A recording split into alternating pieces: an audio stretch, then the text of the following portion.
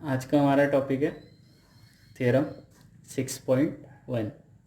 Theorem 6.1 का क्या नाम है? बेसिक प्रोपोर्शनैलिटी थ्योरम, जिसको और हम क्या बोलते हैं? Thales theorem.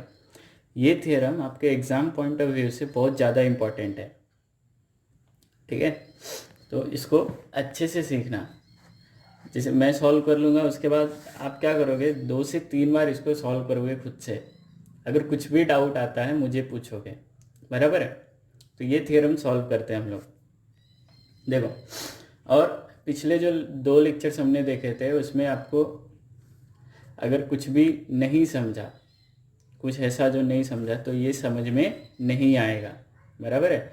तो वो आपको अच्छे से आना चाहिए, तो ही ये समझ में आएगा। तो देखो थ्योरम क्या बोल रहा है। If a line is drawn parallel to one side of a triangle, ये समझो हमारा ट्रायंगल है ए बी सी, ये हमारा ट्रायंगल है। If a line is drawn parallel to one side of a triangle, ये ट्रायंगल है, इसमें एक साइड है बी सी, इसके पैरेलल कोई लाइन ड्रॉ की गई है, तो इसको हम नाम दे देते हैं डी ई। क्या नाम दिया हमने? D E. मतलब ये जो डी ई है ये किसके पैरेलल है? बी सी के पैरेलल है। किसके पैरेलल है? बी सी के पैरेलल है, ठीक।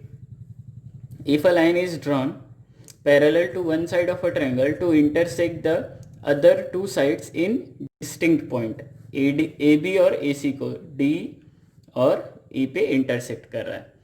The other two sides are divided in the same ratio। तो हमको बताना है कि ये जो AB और AC है ये किस में डिवाइड हो रहे हैं? सेम रेशियो में। समझ में आया? तो देखो यहाँ पे गिवन, ध्यान से देखना, स्टेप बाय स्टेप समझ में आएगा। बहुत इजी थ्योरम है, आपको इजीली 4 मार्क्स दे के जाएगा, ठीक है? तो देखो गिवन में क्या बोला है कि डी ई पैरेलल है किसके? बी सी के। डी ई पैरेलल है बी सी के, है ना? और line D E intersect A B and A C. Line D E intersect AB and AC, AB and AC at D and E respectively, बराबर है? AB और AC को D और E पे क्या करता है? इंटरसेक्ट। फिर टू प्रूव क्या करता है कि the other two sides are divided in same ratio, कि ए बी और ए सी जो है वो सेम रेशियो में डिवाइड हो रहे हैं। मतलब A D upon D B और ए ई अपॉन ई सी। क्या हो रहा है कि A D upon D B is equal to A E upon E C is equal A E upon E C. ये हमको क्या करना है? प्रूफ करना है। तो गिवन था कि ट्रायंगल एबीसी में डी पैरेलल है बीसी के, और टू प्रूफ करना है कि A D upon D B is equal to A E upon E C. तो यहां पे आएगा कंस्ट्रक्शन। क्या आएगा? कंस्ट्रक्शन। कंस्ट्रक्शन में हमको क्या करना है? हमको डी और सी को ज्वाइन करना है, बराबर है? फिर बी और ई को ज्वाइन करना है। यहां तक क्लियर है? अब ध्यान से सुनो, पिछले लेक्चर में हमने देखा था कि 2 ट्रायंगल है ना? क्या है? 2 ट्रायंगल, एक ऑब्ट्यूज एंगल ट्रायंगल है और एक एक्यूट एंगल ट्रायंगल है, ठीक? A B C D. अब ये जो है ये परपेंडिकुलर था, समझो ये ई है, यहां तक बराबर है? तो ये जो ए सी डी है ना, मुझे क्या करना है? मुझे B C upon C D चाहिए। क्या चाहिए मुझे? B C upon C D. तो देखो ऑब्ट्यूज एंगल जो ट्रायंगल होता है उसकी हाइट भी कहाँ होती है? बाहर, और उसकी हाइट कहाँ होती है, बाहर, और जो एक्यूट एंगल ट्रायंगल है इसकी हाइट तो ये है ही, मतलब ये दोनों ट्रायंगल्स की हाइट सेम है, ये दोनों ट्रायंगल की हाइट सेम है। तो मुझे बी सी अपॉन क्या मिलेगा, अगर मैं area of triangle A B C upon area of triangle A C D करता हूँ, ए सी डी करता हूँ, तो ये क्या होएगा, हाफ इंटू बेस क्या है यहाँ पे बी सी, और हाइट क्या है ए ई, और यहाँ पे भी ये जो ए सी डी जो ट्रायंगल है इसमें हाफ इंटू बेस क्या है आपका सी डी, और हाइट क्या है ए ई आएगी ना, क्योंकि कॉमन हाइट है, तो हाफ हाफ कट हुआ, ए कट हुआ, तो किस में आया, बेस के रेशियो में आया ना एरिया, कौन से रेशियो में आया, बेस के रेशियो में। तो यहाँ पे ध्यान दो, मैं क्या करता हूँ, यहाँ से ना परपेंडिकुलर ड्रॉ करता हूँ, बताता हूँ अभी क्यों, क्या ड्रॉ करूँगा मैं, परपेंडिकुलर ड्रॉ करूँगा। तो इसको एन ले लिया, ये एम हो गया।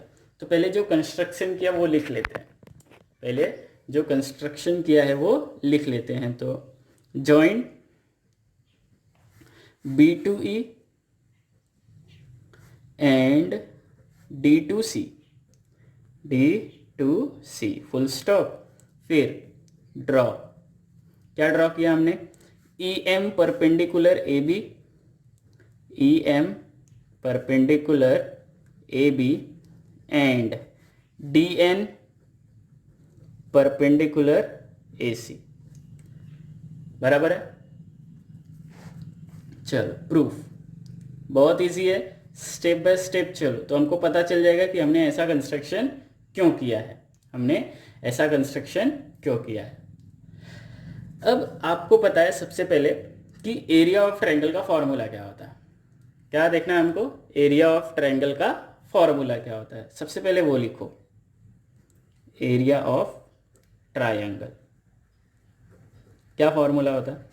यहाँ पे हमको हाइट दी हुई है ना, तो आप बोलोगे सर एरॉन्स फॉर्मूला लगाओ, तो वो नहीं, कौन सा वाला, half into base into height, half into base into height, ये फॉर्मूला होता है हमारे पास।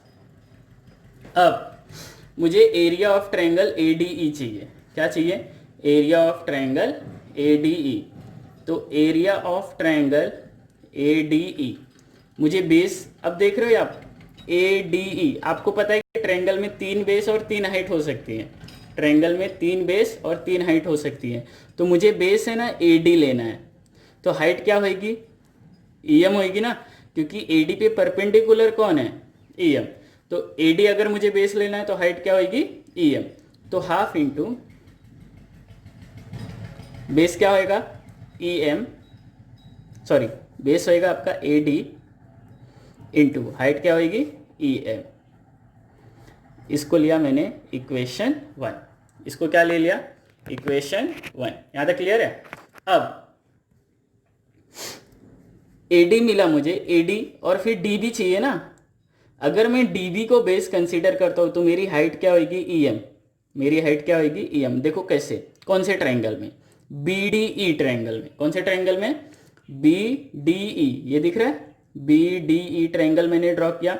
अब इसको अगर मैं ऐसे घुमाता हूं तो ये देख रहे हो, ये आपको ऑब्ट्यूज एंगल ट्रायंगल दिख रहा है, कौन सा ट्रायंगल है, ऑब्ट्यूज एंगल, BDE आपको ऑब्ट्यूज एंगल ट्रायंगल दिखेगा, तो इसकी जो हाइट है ये कहाँ आएगी, बाहर, तो EM जो है कॉमन हाइट हो जाएगी ना, ADE और BDE की क्या हाइट हो जाएगी, कॉमन हाइट, तो एरिया ऑफ ट्रायंगल कौन सा, BDE, area of triangle BDE, half, base क्या होएगा, BD होएगा, BD है ना, या फिर DB, और हाइट क्या होएगी, EM होएगी, हाइट क्या होएगी, EM, इसको लिया मैंने मेरा इक्वेशन 2।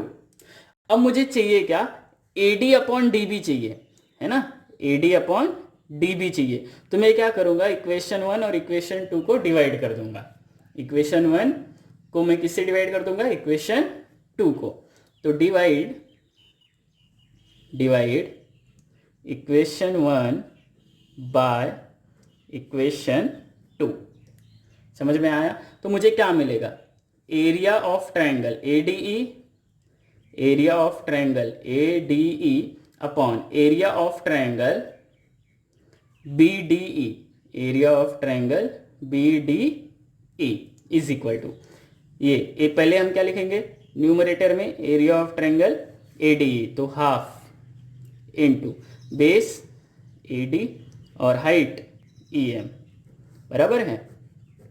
फिर अपॉन में half into base D B लिखेंगे क्योंकि हमको प्रूफ में डी बी चाहिए बराबर है, और हाइट क्या आएगी ई एम। ये डिवाइड किया हमने तो हाफ हाफ कैंसिल हुआ, ई एम कैंसिल हुआ, तो क्या बचा A D upon D B. क्या बचा हमारे पास A D upon D B. तो मुझे क्या मिलेगा कि area of triangle A D E, area of triangle A D E upon area of triangle B D E is equal to A D upon क्या मिलेगा A D upon D B. ये हुआ मेरा इक्वेशन नंबर 3, ये हुआ मेरा equation number 3। समझ में आया ये क्या, area of triangle A D E upon area of triangle B D E is equal to A D upon D B. क्या मिला A D upon D B. ये हुआ मेरा इक्वेशन नंबर 3। यहां तक क्लियर है। अब सेम प्रोसेस है ना, ए ई अपॉन ई सी चाहिए, तो मैं कौन सा ट्रायंगल लूंगा ए डी ई। तो एरिया ऑफ ट्रायंगल मैंने फॉर्मूला लिख दिया, तो मुझे वापस फॉर्मूला लिखने की जरूरत नहीं है। मैं क्या लिखूंगा area of triangle A D E, area of triangle A D ई। अब यहाँ पे सेम ये वाला मत लिख देना क्योंकि मुझे इस बार बेस क्या चाहिए ए ई चाहिए, इस बार बेस क्या चाहिए ए ई, तो हाइट क्या होगी डी एन। तो area of triangle A D E, तो हाफ इंटू बेस क्या होएगा ए ई और हाइट क्या होगी डी एन, हाइट क्या होगी डी एन। ये बना मेरा इक्वेशन नंबर 4। उसके बाद EC चाहिए तो CED ट्रायंगल लेना पड़ेगा। तो area of triangle CED, area of triangle CED half into base क्या होएगा EC और हाइट क्या होगी DN, क्योंकि ये भी कौन सा ट्रायंगल है ऑब्ट्यूज एंगल ट्रायंगल, तो हाइट क्या होगी DN। ये बना इक्वेशन नंबर 5। अब मुझे क्या चाहिए ए अपॉन ई सी, तो मैं इक्वेशन 4 को किससे डिवाइड कर दूंगा इक्वेशन 5 से। तो डिवाइड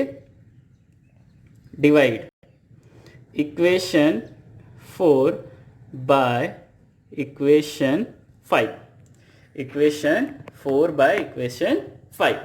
तो क्या मिलेगा मुझे area of triangle A D E upon area of triangle C E D is equal to half into A E into D N upon half into E C into D N. तो half cancel हुआ, D N cancel हुआ, तो क्या मिला मुझे area of triangle A D E upon area of triangle C E D is equal to A E upon E C. ये मिला मुझे मेरा इक्वेशन नंबर 6, इक्वेशन नंबर 6। क्या तक क्लियर है। अब आप यहाँ पे देखो इक्वेशन नंबर 3 को देखो और इक्वेशन नंबर 6 को देखो। इनका जो RHS है, यही चाहिए ना हमको। देखो AD अपॉन DB और AE अपॉन EC, यही चाहिए हमको प्रूफ में। तो क्या हम इनको यहाँ पे अब डायरेक्टली लिख सकते हैं क्या कि इक्वेशन 3 और 6 से आपका AD अपॉन DB और AE अपॉन EC इक्वल हो जाएगा। अब देखो ये हमको डायरेक्टली लिखने के लिए हमको हमारा LHS इक्वल करना पड़ेगा, अगर नहीं है तो, है ना, LHS इक्वल बताना पड़ेगा। अब देखो यहाँ पे एरिया ऑफ ट्रायंगल ADE है न्यूमरेटर में, यहाँ भी एरिया ऑफ ट्रायंगल ADE है, तो न्यूमरेटर में तो कोई तकलीफ नहीं है। लेकिन डिनोमिनेटर को देखो, यहाँ पे क्या है एरिया ऑफ ट्रायंगल BDE है ना, BDE। और यहाँ पे कौन सा ट्रायंगल है एरिया ऑफ ट्रायंगल CED है, यहाँ पे BDE है, यहाँ पे CED है। अब कल हमने जो एक पढ़ा था टॉपिक एकदम लास्ट वाला टॉपिक सेकंड वीडियो का, है ना। इसमें क्या देखा था हमने कि दो ट्रायंगल है हमारे पास बिटवीन सेम पैरेलल, एल और एम जो है वो क्या है, पैरेलल है। एल और एम क्या है, पैरेलल। ठीक, ये जो दो ट्रायंगल है ए बी सी और डी बी सी, ये दोनों का बेस सेम है, दोनों का बेस सेम है। अब हमने देखा कि बिटवीन दो पैरेलल लाइंस का जो डिस्टेंस होता है, परपेंडिकुलर डिस्टेंस, वो हर पॉइंट पे क्या होएगा, इक्वल। मैं जितने भी परपेंडिकुलर ड्रॉ करूंगा, मतलब कि ये दोनों ट्रायंगल की हाइट सेम होएगी, ये दोनों ट्रायंगल की हाइट सेम होएगी, एबीसी और डीबीसी की हाइट सेम होएगी, है ना। तो एरिया ऑफ ट्रायंगल एबीसी और अगर मैं एरिया ऑफ ट्रायंगल डीबीसी का रेशियो निकालता हूं तो हाफ इंटू हाइट सेम होएगी इंटू बेस क्या होएगा यहाँ पे बीसी, यहाँ पे भी हाफ इंटू हाइट सेम होएगी, बेस क्या है, कॉमन है ना, बेस क्या है, कॉमन। हाफ हाफ कैंसिल हुआ, हाइट हाइट कैंसिल हुआ और बेस कैंसिल हो गया। मतलब क्या मिला, 1/1। तो मैं क्रॉस मल्टीप्लाई करूंगा, मतलब इन दोनों का एरिया क्या हो जाएगा, इक्वल ना। इन दोनों का एरिया क्या हो जाएगा, इक्वल। मतलब कि अगर दो पैरेलल लाइंस के बीच में दो ट्रायंगल हमने ड्रॉ किए, पैरेलल लाइंस के बीच में हमने दो ट्रायंगल ड्रॉ किए, दोनों का बेस सेम है, तो एरिया क्या होएगा, दोनों का इक्वल, क्योंकि हाइट क्या होएगी, इक्वल ही होएगी ना। तो यहाँ पे देखो, ध्यान से देखो, ये जो ट्रायंगल है, ट्रायंगल BDE और ट्रायंगल CED, ये जो है, ये लाइन, ये दोनों लाइन पैरेलल है, DE पैरेलल है ना BC के, ये गिवन था। अब इनका बेस मैं कंसीडर करता हूं, क्या कंसीडर करता हूं, बेस DE कंसीडर करता हूं। अगर मैं बेस DE कंसीडर करता हूं तो देखो BDE और CED दोनों में DE आ रहा है, तो बेस कॉमन हो गया और बिटवीन सेम पैरेलल है, मतलब हाइट भी क्या होएगी, इक्वल। हाइट भी इक्वल होएगी, मतलब इनका एरिया भी क्या होएगा, इक्वल। तो इसको हम लिखेंगे कैसे कि triangle BDE and triangle CED are on same base। कौन सा बेस लिया हमने, DE, same base DE and between same parallel। और वो पैरेलल कौन सा है, DE पैरेलल है आपका BC के, एंड बिटवीन सेम पैरेलल। तो इसलिए इनका एरिया क्या होएगा, area of triangle BDE is equal to area of triangle CED। ये इक्वेशन बनेगा आपका इक्वेशन नंबर 7। अब ये जो पूरा का पूरा थ्योरम है, इसमें आप ये सब तो कर लोगे, लेकिन ये लाइन लिखना आप भूल जाओगे, है ना। तो ये लाइन सबसे ज्यादा इंपॉर्टेंट है कि BDE और CED इन दोनों का एरिया इक्वल बताना है तभी। तो देयरफॉर क्या होएगा, therefore area of triangle ADE, area of triangle ADE upon area of triangle BDE, area of triangle BDE is equal to area of triangle ADE upon area of triangle CED। मतलब इन दोनों का LHS equal हो गया ना, क्योंकि यहाँ पे denominator भी इक्वल हो गया। तो ये जो इक्वेशन 3 और 6 है, इन दोनों का LHS क्या हो जाएगा, इक्वल। तो ये कहाँ से मिला हमको, 3, 6 और 7 से। तो फ्रॉम 3, 6 एंड 7, कहाँ से मिला, फ्रॉम 3, 6 एंड 7। तो देयरफॉर अगर RHS इक्वल है तो LHS भी क्या होएगा, इक्वल। तो therefore AD upon DB is equal AE upon EC is equal AE upon EC। क्या हो गया, हेंस प्रूव्ड। क्या हुआ, हेंस प्रूव्ड। अब इसका कन्वर्स, आपको इसका जो कन्वर्स थ्योरम है ये आपको सॉल्व करने नहीं बोला है, लेकिन ये क्वेश्चन में यूज होएगा, तो वो आपको समझना जरूरी है, ठीक है। तो देखो कन्वर्स मतलब क्या होता है, उल्टा।